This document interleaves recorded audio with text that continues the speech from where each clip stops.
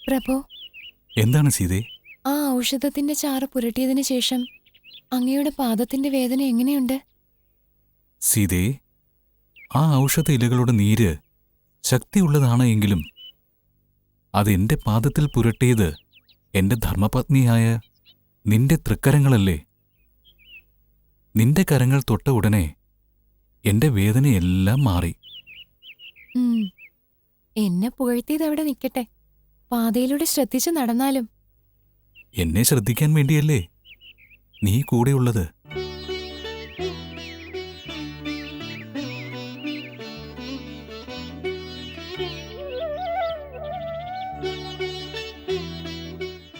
നിന്റെ ആ കണ്ണുകളിലല്ലേ ഈ ഞാനുള്ളത്?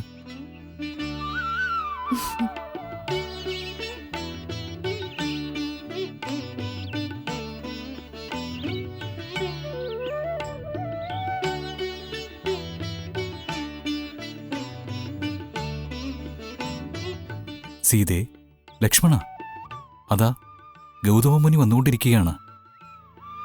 അദ്ദേഹം വലിയൊരു മുനിശ്രേഷ്ഠനാണ്.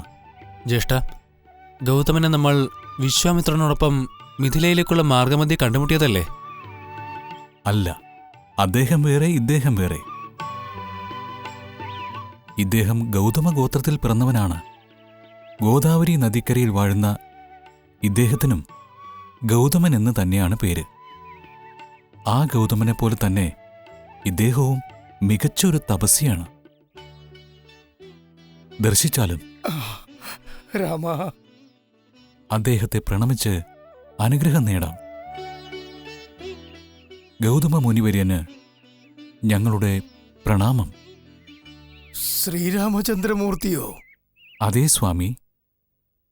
ഇതെന്റെ പത്നി സീത, ഇത് അനുജൻ ലക്ഷ്മണൻ. അങ്ങ് രാജപുരത്തിന്റെ രത്നങ്ങളായി കണ്ടുമുട്ടേണ്ടിയിരുന്ന നിങ്ങളെ ഇന്ന് ജ്ഞാനരത്നങ്ങളായി കാണുകയാണ്.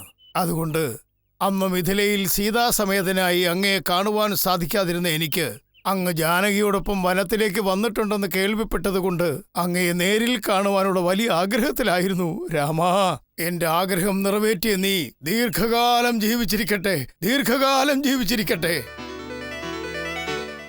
ബഹുമാന്യനായ മുനിവര്യന് പ്രണാമം. നന്നായി വരട്ടെ. സ്വാമി, അങ്ങയ്ക്കും എന്റെ വിനീതമായ പ്രണാമം. മകനെ, നീ ആരാണ്? സ്വാമി, ഞാൻ ആശാരി ജോലി ചെയ്യുന്ന ഒരു കുടുംബത്തിലെ അംഗമാണ്. എന്റെ പിതാവ് നിർമ്മിക്കുന്ന മെതിയടികൾ നാട്ടിലെല്ലാം വ്യാപാരം നടത്തുന്നത് ഞാനാണ്. കുറച്ചു കാലങ്ങളായി നാട്ടിലുള്ളവരാരും മെതിയടികൾ അണിയുന്നേയില്ല. അല്ലയോ മുനിശ്രേഷ്ഠ, അങ്ങെങ്കിലും ഇത് സ്വീകരിക്കേണ്ടതാണ്. മകനെ, എനിക്ക് ഈ മെതിയടികൾ ശീലമില്ലാത്തതാണ്. ഇതാ ഈ നിൽക്കുന്ന ആളെ കണ്ടില്ലേ? ഇദ്ദേഹം ചക്രവർത്തിയുടെ മകനാണ്, ശ്രീരാമചന്ദ്രൻ. ഇദ്ദേഹം നഗ്നപാതനായിട്ടാണ് വന്നിരിക്കുന്നത്. ഇത് ഇദ്ദേഹം സ്വീകരിക്കുമോ എന്ന് ചോദിച്ചു നോക്കൂ. ഓഹോ, ഇദ്ദേഹമാണോ ആ ശ്രീരാമചന്ദ്രമൂർത്തി? മുനിശ്രേഷ്ഠ, ഇദ്ദേഹം മൂലമാണ് ഞങ്ങളുടെ ജോലി നിന്നുപോയത്. എന്ത്? ഞാൻ കാരണം നിന്റെ ജോലി നിന്നുപോയെന്നോ? അതെ, കുമാര രാമചന്ദ്രമൂർത്തി. മെതിയടികൾ അണിയുന്നതും ഒരു തരത്തിൽ സുഖഭോഗം തന്നെയാണ്. തപസ്വികൾ അങ്ങനെയുള്ള ചെറിയ സുഖങ്ങൾ പോലും അനുഭവിക്കാൻ പാടില്ലാത്തതിനാൽ അങ്ങയുടെ അനുജൻ ഭരതൻ വന്ന് ചോദിച്ചപ്പോൾ തന്നെ അങ്ങയുടെ മെതിയടികൾ കൊടുത്തുവിട്ട് നഗ്നപാതനായി ഈ വനത്തിലൂടെ നടന്നു വരികയാണ്. അതിനെപ്പറ്റി കേട്ടതിനു ശേഷമാണ് രാമൻ ഉപേക്ഷിച്ച മെതിയടി ഇനി നമുക്കെന്തിനാണെന്ന് ചോദിച്ച് എല്ലാവരും മെതിയടികൾ ധരിക്കുന്ന ശീലം തന്നെ വേണ്ടെന്ന് വെച്ചു. ഇതുപോലും വാങ്ങാൻ അവർ വിസമ്മതിച്ചു.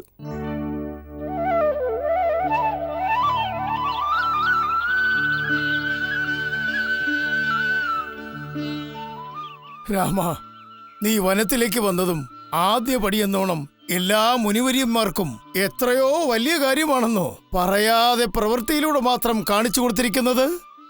ഗൗതമ മുനിവര്യ, ഞാൻ ഭരതനോടുള്ള സ്നേഹം കൊണ്ടാണ് മെതിയടികൾ കൊടുത്തയച്ചത്. അതിനെ ഇവിടെയുള്ള മുനിവര്യന്മാർ തെറ്റായ രീതിയിലാണ് എടുത്തിരിക്കുന്നത്. എന്ത്? പശുവിനെ വധിച്ച ഗൗതമൻ ഇദ്ദേഹമാണോ? എന്ത്? ഗൗതമമുനി പശുവിനെ വധിച്ചെന്നോ? മുനിവര്യ, ഈ ബാലകൻ പറയുന്നത് സത്യമാണോ? രാമ, എന്റെ പ്രശസ്തിയിൽ അസൂയ പൂണ്ട ശാസ്ത്രിമാർ ഒരു മായാവിയെ കൊണ്ട് പശുവിന്റെ രൂപമെടുപ്പിച്ച് എന്റെ നേർക്ക് പറഞ്ഞയച്ചു. ഞാൻ ആ പശുവിനെ വിരട്ടാനായി ഒരു പുൽനാമ്പ് മന്ത്രം ജപിച്ചു പറഞ്ഞയച്ചു.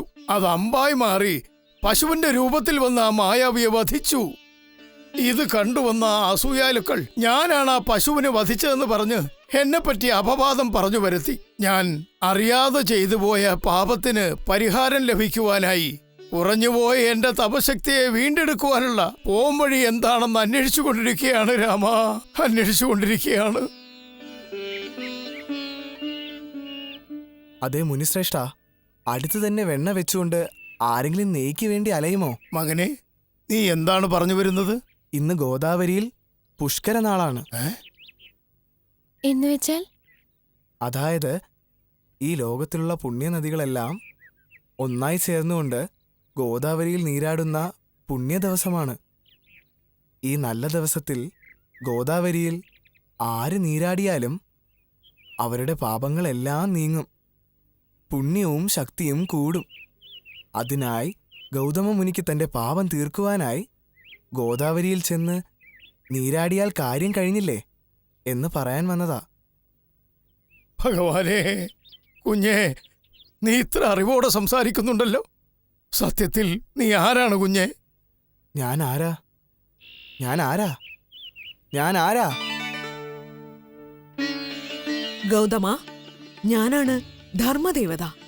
രാമന്റെ മെതിയടിയിൽ പിറന്ന അഭിമാനത്തെ ഈ ലോകത്തിനു മാതൃകയാക്കാനും അറിയാതെ ചെയ്തു പോയ പശുവധത്താൽ താങ്കൾക്ക് വന്നു ചേർന്ന പാപത്തെ ദൂരീകരിക്കാനുള്ള വഴി കാണിക്കാനുമാണ് കുട്ടിയുടെ രൂപത്തിൽ വന്നത്. ഞാൻ പറഞ്ഞതുപോലെ ഗോദാവരിയിൽ നീരാടി നിങ്ങളെല്ലാവരും പുണ്യം പ്രാപ്തമാക്കേണ്ടതാണ്. ഗൗതമൻ ഗോദാവരിയിൽ നീരാടുന്നതോടെ ഇന്നു മുതൽ ഗോദാവരിയും ഗൗതമി എന്ന അതുല്യനാമത്തിൽ അറിയപ്പെടും. അതോടൊപ്പം ദുഷ്ടമൃഗങ്ങളെ നല്ലവർ വധിക്കുകയാണെങ്കിൽ അതിനും ഇന്നു മുതൽ ഗൗതമ പശുന്യായം എന്ന പേരിൽ അറിയപ്പെടും വിധം ഭവിക്കട്ടെ എന്ന് ശ്രീ ലക്ഷ്മണനും സീതാസമേതനായ രാമചന്ദ്രമൂർത്തിക്കും വരം പ്രദാനം ചെയ്യുന്നു. ഗൗതമ മഹാമുനിവരിയ, അങ്ങയെ ഇവിടെ ദർശിച്ച പുണ്യത്തിൽ ഞങ്ങൾ ധർമ്മദേവതയുടെ അനുഗ്രഹം പ്രാപ്തമാക്കി. അതിന്റെ ഭാഗമായി അങ്ങേക്ക് ഞങ്ങളുടെ നന്ദി അറിയിച്ചുകൊള്ളുന്നു.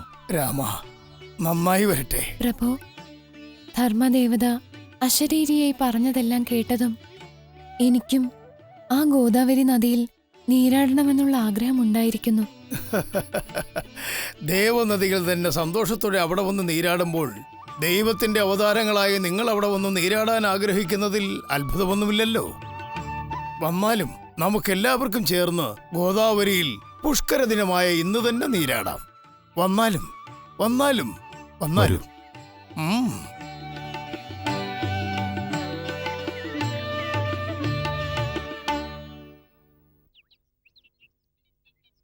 മഹർഷി, ഗോദാവരി നദിയിലേക്ക് ഇനിയും ദീർഘദൂരമുണ്ടോ? ഇവിടെ വളരെ അടുത്തായിട്ടാണുള്ളത്. അതിനടുത്ത് തന്നെയാണ് നമ്മുടെ ആശ്രമവും. നമ്മളെല്ലാവരും നീരാടിയ ശേഷം നമ്മുടെ ആശ്രമത്തിൽ തന്നെ തങ്ങാം. മുനിവരിയ, ഞങ്ങൾ അങ്ങയുടെ ആശ്രമത്തിലേക്ക് വരാം. എന്നാൽ അവിടെ സ്ഥിരമായി തങ്ങാൻ കഴിയില്ല. അതെന്താണ്? അഗസ്ത്യമുനിയുടെ നിർദ്ദേശപ്രകാരം ഞങ്ങൾക്ക് പഞ്ചവടിയിലേക്ക് പുറപ്പെടണം. പഞ്ചവടിയോ? നല്ല സ്ഥലമാണ്. ആ ഗോദാവരി തീരത്ത് തന്നെയാണ് പഞ്ചവടിയുമുള്ളത്.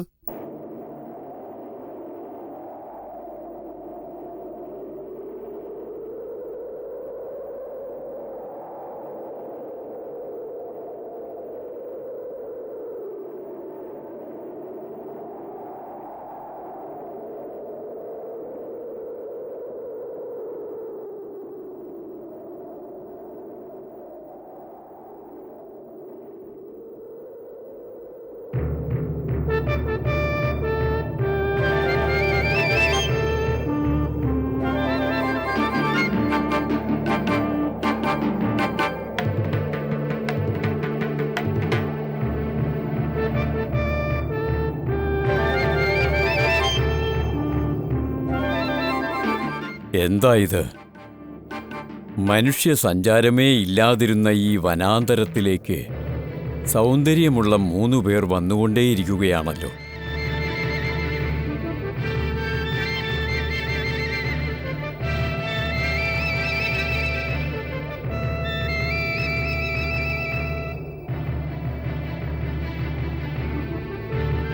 ഇവരെ കണ്ടിട്ട് തപസ്സനുഷ്ഠിക്കാൻ വന്നവരാണെന്ന് തോന്നുന്നതേയില്ലല്ലോ.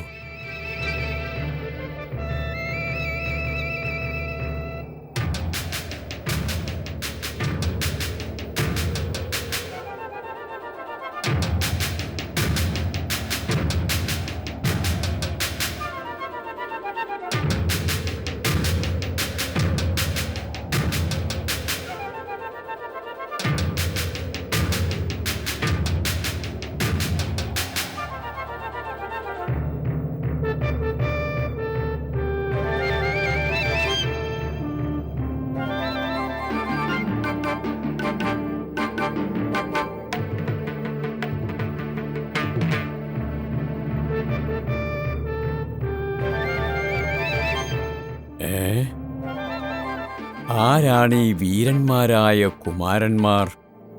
വൈകുണ്ഠനാഥനും ലക്ഷ്മീദേവിയും ആദിശേഷനോടൊപ്പം എഴുന്നള്ളിയിരിക്കുന്നതായിട്ടാണല്ലോ കാണാൻ കഴിയുന്നത്. കരങ്ങളിൽ വില്ലുമേന്തിപ്പോകുന്ന ഇവരെ കണ്ടാൽ വേടന്മാരുടെ കുലത്തിൽപ്പെട്ടവരായും തോന്നുന്നതേയില്ല.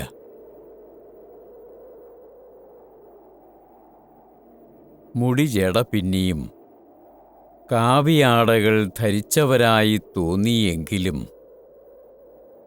ഇവരുടെ മുഖത്ത് വീരതേജസ് വിളങ്ങുന്നതിനാൽ ഇവർ ഏതോ ഒരു വലിയ ചക്രവർത്തിയുടെ പുത്രന്മാരായിരിക്കാനാണ് സാധ്യത.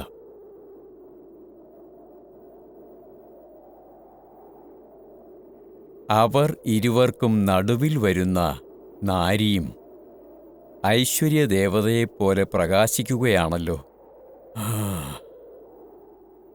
ഏതോ നിയോഗത്തിൻ്റെ പേരിൽ ഇവരെല്ലാം ഈ വനത്തിലേക്ക് വന്നിരിക്കുകയാണെന്നാണ് എനിക്ക് തോന്നുന്നത്. അതിരിക്കട്ടെ, ഞാൻ എന്തിനാണ് ഇങ്ങനെ വെറുതെ ചിന്തിച്ചുകൊണ്ട് നിൽക്കുന്നത്? അവരുടെ അടുത്തേക്കു തന്നെ ചെന്ന് ആരാണവർ, എന്തിനാണ് ഈ വനത്തിലേക്ക് വന്നത് എന്ന് ചോദിച്ചറിയാമല്ലോ. അതാണ് ശരി.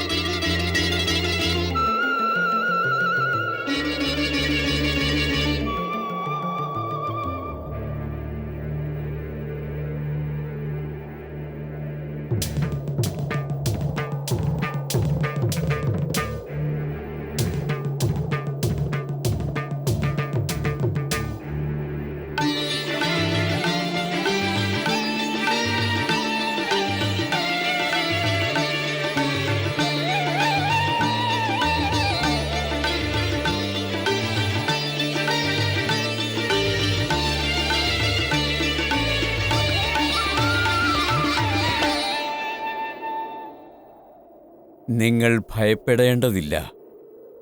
ഞാൻ ഭീകരനായ പക്ഷിയൊന്നുമല്ല. ഈ മലകളിൽ വസിക്കുന്ന കഴുകന്മാരുടെയെല്ലാം രാജാവാണ്. എൻ്റെ പിതാവ് സൂര്യഭഗവാന്റെ രഥത്തിൻ്റെ സാരഥിയായി ശോഭിക്കുന്ന അരുണഭഗവാൻ. എൻ്റെ മാതാവ് ശേതി. എൻ്റെ പേര് ജടായു. എനിക്ക് ഒരു ഭ്രാതാവുണ്ടായിരുന്നു. അദ്ദേഹത്തിൻ്റെ പേര് സമ്പാതി. അദ്ദേഹം സൂര്യകിരണങ്ങളാൽ പൊള്ളലേറ്റ് അദ്ദേഹം മൃത്യുവരിച്ചുവോ? ഏയ്, ഇല്ലില്ല. പക്ഷേ അദ്ദേഹം വീണതെവിടെയാണെന്നാണ് അറിയാൻ കഴിയാത്തത്. ഇതാണ് എന്നെപ്പറ്റിയുള്ള വിവരങ്ങൾ. നിങ്ങൾ ആരാണെന്ന് അരുളി ചെയ്താലും. അല്ലയോ കഴുകന്മാരുടെ രാജാവേ, ഞങ്ങൾ പേരുകേട്ട ചക്രവർത്തി ദശരഥ മഹാരാജാവിൻ്റെ പുത്രന്മാരാണ്.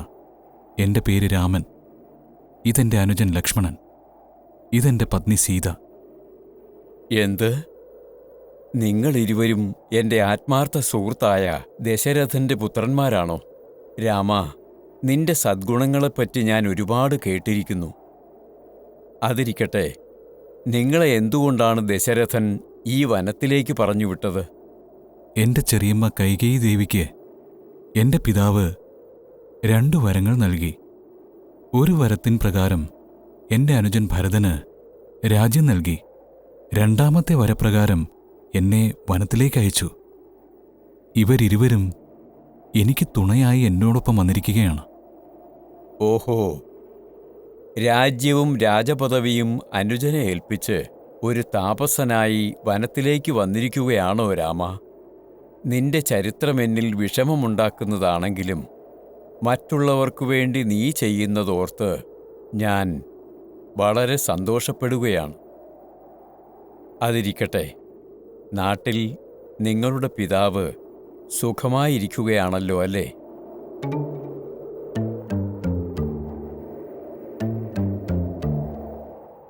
എന്തുകൊണ്ടാണ് മൗനം പാലിക്കുന്നത്? പറഞ്ഞാലും എന്റെ മിത്രത്തിന് സുഖം തന്നെയല്ലേ? പക്ഷേ രാജൻ, എന്നെ വനത്തിലേക്ക് പറഞ്ഞയച്ച എന്റെ പിതാവ് ആ ദുഃഖം താങ്ങാൻ കഴിയാതെ പരലോകം പുൽകിയിരിക്കുകയാണ്. എന്ത്? എന്റെ ആത്മമിത്രം മൃത്യു വരിച്ചെന്നോ? അയോധ്യ ചക്രവർത്തി മൃത്യു വരിച്ചെന്നോ? ദേവന്മാരെ അങ്ങേയറ്റം സഹായിച്ച ആ മഹാമനുഷ്യൻ മൃത്യു വരിച്ചെന്നോ? സത്യം മൃത്യു വരിച്ചിരിക്കുന്നു. ധർമ്മം മറഞ്ഞുപോയിരിക്കുന്നു. അയ്യോ, എന്നെക്കൊണ്ടിത് സഹിക്കാൻ കഴിയുന്നില്ല. ജടായു, നീ ഉയിർ, ഞാനുടൽ. നമ്മളെ ഇരുവരെയും തമ്മിൽ ആർക്കും പിരിക്കാൻ കഴിയില്ല എന്നാണ് എന്നോട് പറഞ്ഞിരുന്നത്. അയ്യോ മഹാരാജാവേ, എന്റെ ഈ ഉടൽ ദാ ഇവിടെയുണ്ട്. ഉയിരായ അങ്ങയെ മാത്രം എന്തിനാണ് ദേവന്മാർ സ്വർഗത്തിലേക്ക് കൂട്ടിക്കൊണ്ടുപോയത്? ഭഗവാനേ, എന്നെ തനിച്ചാക്കി അങ്ങ് മാത്രം പോയല്ലോ. രാമ, എനിക്കിത് താങ്ങാൻ കഴിയുന്നില്ല രാമ. എനിക്കിത് സഹിക്കാൻ കഴിയുന്നില്ല. കഴുകന്മാരുടെ രാജാവേ, ചക്രവർത്തിയുടെ മരണവാർത്ത കേട്ട് ഇങ്ങനെ സങ്കടപ്പെടാൻ വനത്തിൽ വസിക്കുന്ന അങ്ങും അയോധ്യ ചക്രവർത്തിയും തമ്മിൽ എങ്ങനെയാണ് സൗഹൃദത്തിലായത്? മകളെ സീതേ, ഒരു കാലത്ത് വേട്ടയാടാനായി വന്ന ദശരഥൻ വിശ്രമിക്കുന്നതിനായി ഒരു വൃക്ഷത്തടിയിൽ നിദ്ര കൊള്ളുകയായിരുന്നു. ഒരു വിഷസർപ്പം അദ്ദേഹത്തിന്റെ മാറിലേറി അദ്ദേഹത്തെ തീണ്ടാനായി പണം വിരിച്ചാടാൻ തുടങ്ങി. അതു കണ്ട ഞാൻ പറന്നുവന്ന് എന്റെ കൊക്കുകൊണ്ട് നാഗത്തെ കൊത്തി വധിച്ചു തൂക്കിയെറിഞ്ഞു. ആ സമയത്ത് എന്റെ പാദത്തിലെ നഖങ്ങൾ ദശരഥ മഹാരാജാവിന്റെ മാറിൽ മുറിവേൽപ്പിച്ചു. പെട്ടെന്ന് നിദ്രയിൽ നിന്നുണർന്ന ദശരഥരാജൻ തന്റെ മാറിലേറ്റ മുറിവുകൾ കണ്ട് എന്റെ നേരെ കോപം പൂണ്ട് തന്റെ വാൾ ഉറയിൽ നിന്നെടുത്തു. ഞാൻ സംഭവിച്ചതെല്ലാം പറഞ്ഞപ്പോൾ കോപം തണുത്ത് ഞാനുമായി സൗഹൃദത്തിലായി. അങ്ങനെയുള്ള ഉത്തമനായൊരു സുഹൃത്തിനെ പിരിഞ്ഞ് ഇല്ല ഇല്ല, ഞാനിനി ജീവിച്ചിരിക്കുകയില്ല. രാമ, ലക്ഷ്മണ, എന്റെ ആത്മമിത്രം പോയതിനു ശേഷം ഞാൻ മാത്രം എന്തിനാണ് ജീവിച്ചിരിക്കുന്നത്? ഇല്ല ഇല്ല, ഞാൻ ആ മലയുടെ മുകളിൽ നിന്ന് താഴേക്ക് ചാടി എന്റെ ജീവനും ബലികഴിക്കുന്നതാണ്. രാമ, നീ എനിക്ക് വേണ്ടിയുള്ള അന്ത്യകർമ്മങ്ങൾ ചെയ്താൽ മതി രാമ. എനിക്ക് വേണ്ടി അന്ത്യകർമ്മങ്ങൾ ചെയ്യണം രാമ. പക്ഷി രാജൻ, പിതാവിനെ നഷ്ടപ്പെട്ട ഞങ്ങൾക്ക് അങ്ങയെ കണ്ടപ്പോഴാണ് വളരെ ആശ്വാസമായത്. അങ്ങും പോവുകയാണെങ്കിൽ ഈ ലോകത്തിൽ ഞങ്ങളെ ആശ്വസിപ്പിക്കാനായി മറ്റാരാണുള്ളത്? അതും ശരി തന്നെയാണ് രാമ. നിങ്ങൾ അയോധ്യയിലേക്ക് തിരിച്ചു ചെല്ലുന്നതുവരെ നിങ്ങൾക്ക് തുണയായി ഞാൻ ജീവിക്കാം. നിങ്ങളും ഇവിടെ തന്നെ വസിച്ചാൽ മതി രാമ. ഇവിടെ തന്നെ വസിച്ചാലും. ക്ഷമിച്ചാലും പക്ഷിരാജൻ, അഗസ്ത്യമുനിയുടെ നിർദ്ദേശപ്രകാരം ഞങ്ങൾക്ക് പഞ്ചവടിയിൽ ചെന്ന് വസിക്കേണ്ടതുണ്ട്. ശരി, പഞ്ചവടിയിലേക്ക് നിങ്ങളെ എല്ലാവരെയും ഞാൻ തന്നെ കൂട്ടിക്കൊണ്ടു പോകാം. വന്നാലും രാമ, സീതേ, ലക്ഷ്മണ, വന്നാലും